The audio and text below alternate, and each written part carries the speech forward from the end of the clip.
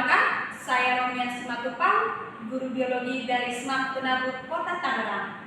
Saya mahasiswa PPG Angkatan ketiga Universitas Galuh.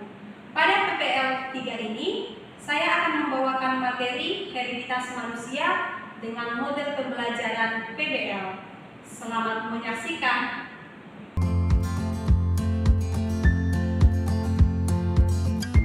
Dalam kegiatan pembelajaran asinkronus, siswa akan mempelajari materi yang sudah dikirimkan oleh guru di GCR seminggu sebelum kegiatan sinkronus berupa video pembelajaran LKPD, PPT maupun modul.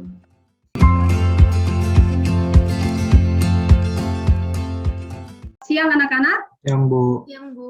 Siang Bu. Yang Bu. Yang Bu. Yang Bu. Oke, bagus. Iya. Nah, bagaimana kabar kalian hari ini anak-anak? Apakah semuanya dalam keadaan sehat? Sehat, Bu. Sehat, semua Bu. ya? Sehat Bu. Iya, puji Tuhan ya, kalian dalam keadaan sehat. Tetap semangat tentunya, dan Ibu tetap menghimbau anak-anak untuk mematuhi protokol kesehatan ya. Nah, sebelum kita memulai pembelajaran hari ini, Ibu minta Evelyn pimpin dalam doa anakku. Ini mari Bu Romian, Pak Warsana, dan teman-teman kita bisa di dalam doa. Ya dan sekarang kami akan memulai pembelajaran hari ini. Semoga kiranya Engkau berkati berjalan dengan lancar. Dan nama Yesus kami berdoa dan mengucap syukur. Haleluya. Amin. Terima kasih Evelyn untuk doanya. Baik anak-anak, Ibu akan ingatkan kembali ya aturan kita dalam kegiatan PJJ. Yang pertama, kalian wajib on cam, diarahkan dulu kameranya sehingga kamu terlihat dan tidak dari bahu sampai ke bagian kepala ya. Ayo dirapikan dulu posisi. Iya, bagus. Nah, anak-anak kalau nanti ada masalah dengan jaringan atau device kalian, jangan lupa untuk tetap konfirmasi ke Ibu ya. Baik, silakan dulu kalian isi link presensi yang sudah Ibu kirimkan di kolom chat ya. Apakah semuanya sudah? Sudah, Bu. Oke anak-anak, biar kita tambah semangat di siang hari ini sebelum kita lihat materinya ya. Kita akan main games dulu nih ya. Games kita hari ini anak-anak adalah tebak lagu nasional. Oke, kita mulai. Oke, ini nomor 1.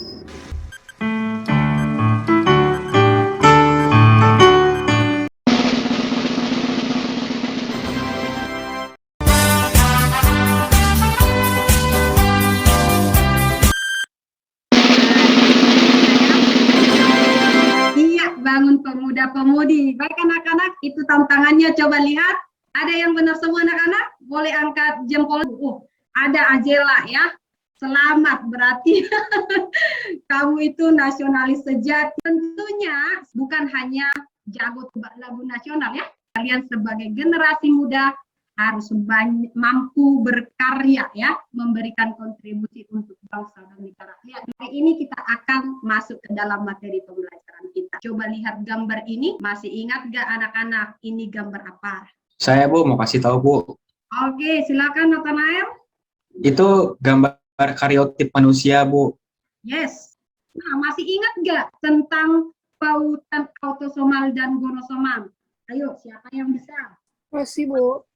Apa itu?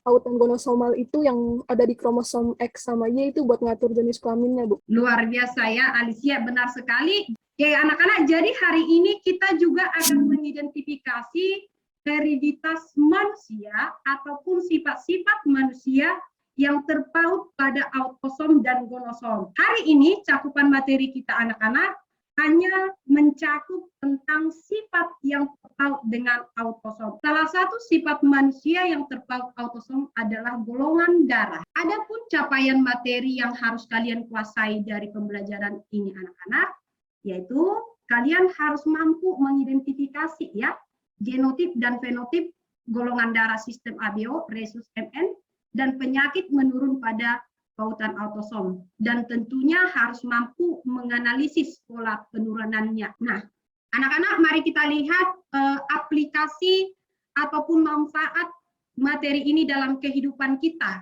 Salah satunya adalah kita bisa membuat peta silsilah atau pedigree. Nah, dari peta silsilah ini kita bisa memprediksi ya, apakah kita itu berpotensi menurunkan penyakit atau tidak. Tentunya kalau kita tahu kita berpotensi atau tidak, maka kita bisa mencegah ya anak-anak ya. Sekarang Ibu mau cek pemahamannya dulu nih. Nah, ini di video pembelajaran Ibu ada kan ya? Ini katanya ada golongan darah A, B, AB, dan O. Kalau Ibu tanya apa saja genotipnya, ada yang bisa kasih komen? Anak-anak? Ya, Bisa, Bu. Oke, Matthew, kalau golongan darah A, Matthew? Kalau Apa? A itu ada 2 itu IA sama IA-IO ya, Bu. Oke, yes, benar. Kalau IA berarti itu dalam keadaan apa ini? Homozigot, Bu. Bagus. Kalau IA-IO, Heterozigot. mantap. Oke, bagaimana kalau golongan darah B? IB-IO sama IB-IB. Oke. Nah, bagaimana dengan gambar yang ketiga anak-anak? Yes, berarti genotipnya apa nih kira-kira Timothy? Yang kecil semua, Bu. Yes, misalnya kecil-kecil ya. Oke, mantap. Baik. Nah, jadi kegiatan asinkronisnya berjalan dengan baik. Nah, dengan pemahaman kalian itu anak-anak ya, Ibu akan meminta kalian untuk memecahkan berbagai permasalahan kasus yang ada di LKPD. Hari ini kita ada 4 kasus ya. Kasus yang pertama ini anak-anak adalah kasus eritroblastosis ya. Kita lihat permasalahan yang kedua anak-anak. Ini tentang petasilsila. Kemudian permasalahan 3 anak-anak, ini adalah permasalahan albino tadi. Nah, dan yang keempat, ini juga adalah kasus thalassemia. Ya. Kalian bisa mendiskusikannya di breakout room-nya dengan kelompok diskusi. Masih ingatkan kelompoknya ya? Oke, iya. Ini ada kelompok resus ya. Perhatikan nama-nama kelompoknya. Waktu pengerjaannya hanya 20 menit. Jadi mampatkan waktumu dengan sangat maksimal. Oke, silakan anak-anak masuk ke room masing-masing. Ibu nanti akan berkeliling ya. Halo. Kalau yang aman berarti hindarkan yang mana itu anak-anak? Yang positif semua, Bu. Yang ayahnya positif. Ini. Yang ayahnya homozigot, Bu. Yang disaranin itu berarti yang ini ya? Yang bisa bayinya juga negatif ya? Soalnya kan penyebabnya ibunya sama bayinya karena beda resusnya kan? Ya berarti ya mau nggak mau ibu sama Yang disaranin yang heterozigot berarti. Iya. Oh iya. Berarti langsung aja apa gimana? Nggak usah ditulis apa langsung? Ya boleh deh, tapi dijelasin aja kayak perkawinan yang disaranin tuh kalau ibunya RH kecil sama RH besar RH kecil bapaknya. Oke.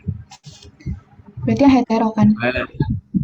Saya bisa dapat kemungkinan 50% yang nggak dapat gitu. Untuk menjawabnya kalian nanti melihat dari orang tuanya atau melihat dari anaknya. Ya Bu, berarti kan yang clue-nya ini ada si O ini, terus ada si B, si anaknya lagi, O lagi. Benar, itu clue-nya tadi udah tepat ya, clue-nya Luis di O ya. Iya Bu. Setelah itu apa lagi ya? IO, IA bisa dari. Dia tapi di sini ngasilin A sama B. Kita keaman ya berarti ya. Dia harus AB, iya dong. Iya, Dia berarti harus Jadi AB. IAIB gitu. Kenapa? Kenapa, Cel? Jadi ya IAIB ya. Iya, karena kan kalau nanti kita silangin nih IA sama IB kan, terus ini I0, maka nanti kita dapat ini, ada 4 sebenarnya, cuman yang keluar kan dia program KB mungkin, ya kan? Dia program KB, jadi cuma 2 anak kan, kalau 4 kebanyakan, makanya yang keluar harusnya nanti itu nih ada si IA, IO, terus ada si IBIO. Nah, berarti kemungkinan terbesar kan dia ini golongan darahnya AB nih. Oke, Terus kita ke si Andi. Oke, Andi dilanjutkan ini, ya. Oke. ya Bu. Selamat bergabung kembali di main room ya. Kita akan masuk ke dalam kegiatan presentasi kelompok ya. Nah, baik. Ibu minta untuk kasus 1 yang presentasi adalah kelompok resus ya. Siapa? Iya. Oke, waktu dan tempat dipersilakan. Silakan share screen aku. Izin share screen ya, Bu. Iya. Selamat pagi, Bapak dan Ibu. Saya perwakilan dari kelompok resus. Kami mendapat permasalahan nomor 1. Nomor 1 ini tentang eritroblastosis. Nomor 1, erythroblastosis itu yang kami dapat adalah penyakit kelainan darah pada bayi yang disebabkan oleh sel darah putih ibu yang menyerang eritrosit bayi. Perkawinan apa sih yang kita sarankan? Nah, kelompok kami berdiskusi dan mendapat kesimpulan bahwa perkawinan yang disarankan itu adalah dengan ibu yang memiliki RH positif homozigot, karena tidak ada resiko untuk bayi terkena penyakit erythroblastosis. Ibu RH negatif, yaitu RH yang kecil semua, disarankan dengan ayah yang ber-RH positif heterozigot, yaitu RH besar, RH kecil. Berikut adalah presentasi dari kelompok Rhesus. Saya izin stop share ya Bu. Apa teman-teman ada yang memiliki pertanyaan sebelumnya? Saya mau izin bertanya dong. Oke, Gerard. Di sini kan ditulis kalau ibunya memiliki RH negatif, bayinya RH positif itu akan terjadi erythroblastosis. Kalau terbalik, misalnya ibunya positif, bayinya negatif, itu terjadi atau enggak? Oke, kelompok Rhesus bisa menjawab. Saya izin menjawab ya, Bu. Oke, silakan Alvan. Jadi inti dari erythroblastosis ini adanya perbedaan dari rhesus ibu dan juga anak. Itu maupun rhesus, misalkan rhesus ibunya itu negatif tapi rhesus anaknya positif, itu akan terjadi erythroblastosis. Hal itu juga terjadi dengan apabila rhesus ibunya positif tapi rhesus anaknya negatif. Bagaimana Gerard? Dijawab, Bu. Oke, sedikit Ibu tambahkan ya anak-anak, bahwa yang namanya erythroblastosis itu anak-anak terjadi kalau ibu yang negatif ya, anak yang dikandungnya positif. Kalau dibalik, seperti pertanyaan Gerard, ibunya yang positif, anaknya negatif, nggak akan ada masalah. Gitu. Mas Yan, terima kasih untuk kelompok Rhesus. Mari kita berikan aplaus untuk Rhesus anak-anak. Sekarang kita masuk ke dalam kasus yang kedua. Waktu dan tempat dipersilahkan untuk kelompok Golda. Oke, selamat siang Bu Romian, Pak Warsono, dan Pak Agus. Pada kesempatan kali ini, saya mewakili kelompok saya, kelompok Golda, akan mempresentasikan hasil diskusi kami. Oke, jadi kita dikasih bagan mengenai tentang golongan darah, di mana terlihat di sini ada yang tanda tanya. Di mana untuk menyelesaikan permasalahan seperti ini, kita punya dua clue, di mana yaitu yang pertama yang paling mudah adalah golongan darah B, maksudnya AB dan juga O. Bagaimana dua golongan darah anak berbeda dari kedua orang tua, ayah dan ibu mungkin bisa terjadi. Dapat kita contoh dari peta silang di samping, di mana kita bisa melihat di sini yang pertama itu Anita, di mana golongan darah ibunya tuh B dan ayahnya itu B, tapi kenapa dia bisa O? Demikian presentasi dari kelompok kami. Ada yang mau bertanya, dipersilahkan. Saya mau nanya, Bu. Apa itu, Sen? Bisa nggak sih golongan darah anak sama dengan orang tua? Ya kan, tapi bukan anak kandung gitu. Oke.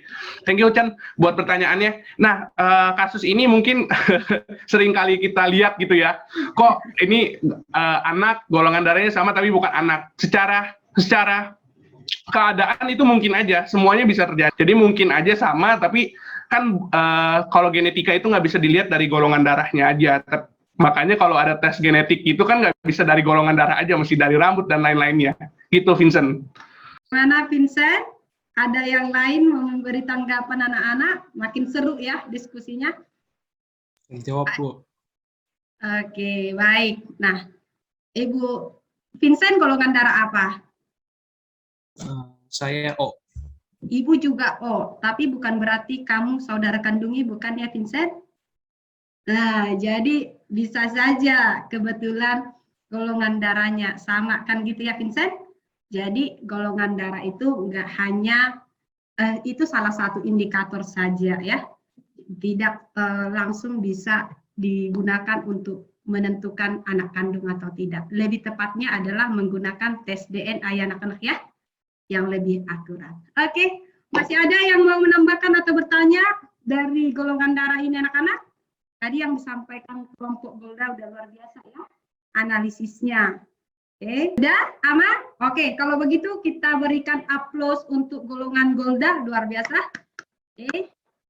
Nah, sekarang anak-anak kita akan beralih ke kasus yang ketiga ya. Kasus yang ketiga, Ibu minta kelompok albino untuk mempresentasikan hasil diskusinya. Waktu dan tempat dipersilahkan. Selamat siang Bu Romian, Pak Agus, Pak Warsono, dan teman-teman. Jadi kami dari kelompok albino ingin mempresentasikan hasil kami mengenai permasalahan 3. Jadi yang seperti yang bisa kita lihat di gambar, itu orang tuanya dua-duanya normal, tapi kenapa anaknya bisa albino? Jadi bisa kita lihat itu ayahnya dan ibunya itu merupakan karier atau genotipnya itu A besar A kecil. Jadi yang kalau misalnya kita lihat memang normal, tetapi ada gen pembawa yang bisa menyebabkan kelainan albino itu. Pertanyaan nomor 2 itu kan ditanya kalau ada memiliki anak lagi, apakah mungkin dapat anak yang berkulit normal? Nah, itu mungkin banget. Seperti yang kita lihat itu peluang munculnya anak normal itu adalah 75%. Nah, tetapi kan kita tidak tahu kan, yang bisa saja yang 25% itu muncul terus. Sekian presentasi dari kelompok kami. Kalau ada yang mau berkomentar atau bertanya, silahkan. Terima kasih. Ada anak-anak yang mau bertanya atau mungkin menambahkan? Tidak ada? Oke, baik, tadi yang disampaikan temanmu, kelompok albino udah tepat semua ya anak-anak, kan lagi ya. Berbicara tentang peluang, nah misalnya kalian punya dadu ya, di dadu itu kan ada 1, 2, 3, sampai 6 ya. Kita lempar berulang-ulang, ya, pelemparan itu kita ibaratkan kelahiran anak ya. Bisa saja kan yang muncul satu terus. Nah, seperti itu juga. Jadi bisa saja albino itu nanti yang selalu lahir gitu. Oke, baik. Terima kasih untuk kelompok albino. Berikan aplaus untuk kelompok albino anak-anak. Kita berikan aplaus. Luar biasa ya. Oke. Nah, sekarang anak-anak kita masuk ke kasus yang terakhir, kasus 4, yaitu ke kasus tentang talasemia. Ibu minta kelompok talasemia untuk mempresentasikan, waktu dan tempat dipersilahkan. Selamat siang semuanya. Jadi kami dari kelompok talasemia akan mempresentasikan hasil diskusi kami. Oke, jadi pengertian dari talasemia sendiri itu, jadi dia ini kelainan genetik. Penyebabnya itu dari gen dominan. Jadi dia membuat protein hemoglobin. Hemoglobin itu menyusun sel darah merah atau eritrosit. Jadi ini tuh jadi rusak. Jadinya tuh bentuk eritrositnya tuh jadi nggak normal, terus jadi mudah pecah gitu. Nah, langsung ke pertanyaan yang kedua, siapakah yang beresiko menurunkan penyakit talasemia? Nah, ini berarti resikonya itu ada pada orang yang membawa gen dominan. Dominannya ini tuh merupakan kata kunci dari jawaban untuk nomor 2. Kalau gitu, sekian presentasi dari kelompok kami. Jika ada pertanyaan atau tambahan yang ingin disampaikan, bisa disampaikan langsung. Pada pertanyaan mungkin? Saya mau bertanya, boleh nggak? Oke, silakan Edward. Penyakit talasemia ini bisa disembuhin nggak? Penyakitnya ini? Terima kasih Edward atas pertanyaannya. Jadi, kalau talasemia bisa sembuh atau enggak, itu jawabannya enggak. Karena intinya tuh ini bawaan dari genetiknya. Berarti cara yang bisa kita lakuin itu cuma bisa ngehindarin. Ngehindarinnya itu berarti dengan cara nggak nikah sama orang yang berpotensi punya talasemia. Itu ada lagi? Alicia tadi, yang dijawab Alicia udah sangat benar ya, bahwa penyakit genetik itu kita tidak bisa obati anak-anak, karena secara keseluruhan genetik yang dibawa sel kita itu juga udah masalah ya. Tapi mungkin yang bisa dilakukan adalah pengobatan untuk mengurangi resiko ya. Mari kita berikan aplaus untuk kelompok terakhir, kelompok talasemia ya. Nah, sekarang siapakah yang bersedia menyimpulkan kegiatan pembelajaran kita hari ini, materi kita hari ini? Saya boleh coba nggak, Bu? Silakan Kenneth, bisa banget. Oke, Bu. Oke, siap. Siap. Tadi kan kita udah belajar ini ya, Bu. Sifat manusia itu diturunin dari golongan darah kan? Nah, ada golongan darah tadi ABO. Tadi itu ada yang AB, ada yang A, ada yang B, ada yang O, ada yang AB juga kan? Nah, terus kita juga udah belajar resus, Bu. Resus positif sama negatif. Selain itu kita juga udah belajar yang M, golongan darah. Tadi kan ada ABO, sekarang yang M dan N, Bu. Nah, itu, Bu. Nah, selain sifat, apalagi sih yang bisa diturunin? Penyakit juga bisa diturunin, Bu. Jadi dia tuh sebenarnya salah satu contohnya yang tadi udah dibahas dari kelompok 3 tuh penyakit albino, Bu. Oke. Itu sih, Bu, kesimpulan dari saya. Oke, thank you Kenneth. Oke, baik anak-anak, thank you untuk Kenneth dan Carmen, tambahan sedikit ya. Nah, penyakit-penyakit yang terpaut autosom anak-anak itu punya peluang yang sama diturunkan untuk anak perempuan dan laki-laki. Peluangnya sama kan ya? Untuk anak perempuan dan laki-laki. Dan satu lagi, penyakit genetika anak-anak tidak bisa kita obati. Yang cara yang terbaik adalah menghindari atau mencegah, gitu ya. Maka sekarang anak-anak hentui sebentar ya. Nah, sekarang anak-anak silakan bergabung. Kita mulai.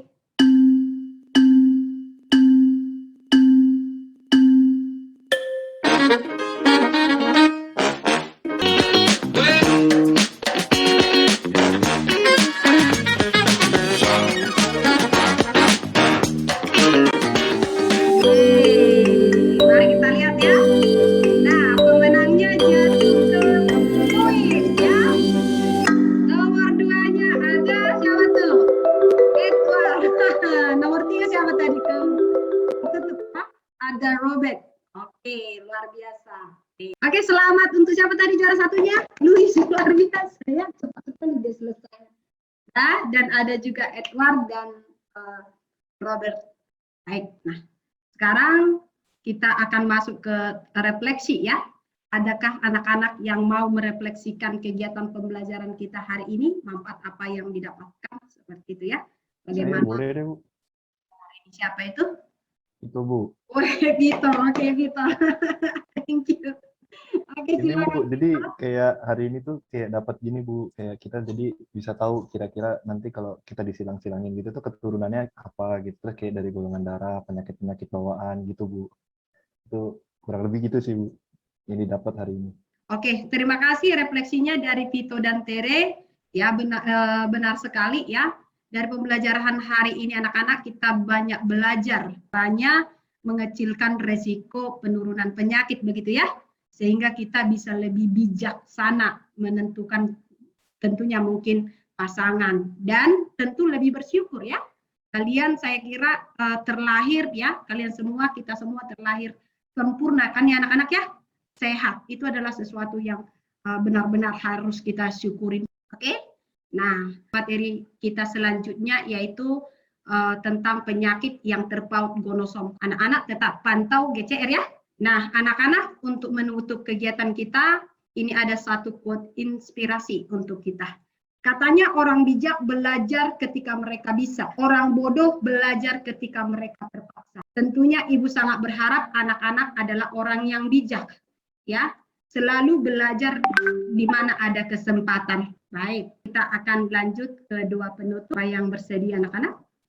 Saya, Bu. Baik, Bu Mian dan teman-teman, mari kita bersatu di dalam doa. Tuhan Yesus, terima kasih atas berkat-Mu, terima kasih karena karunia-Mu kami dapat menyelesaikan hari ini dalam PJJ ini. Dalam nama Tuhan Yesus, kami telah berdoa dan mengucap syukur. Haleluya. Amin. Baik, terima kasih anak-anak. Salam sehat. God bless you. Dadah. Terima kasih, Bu. God bless you, Bu.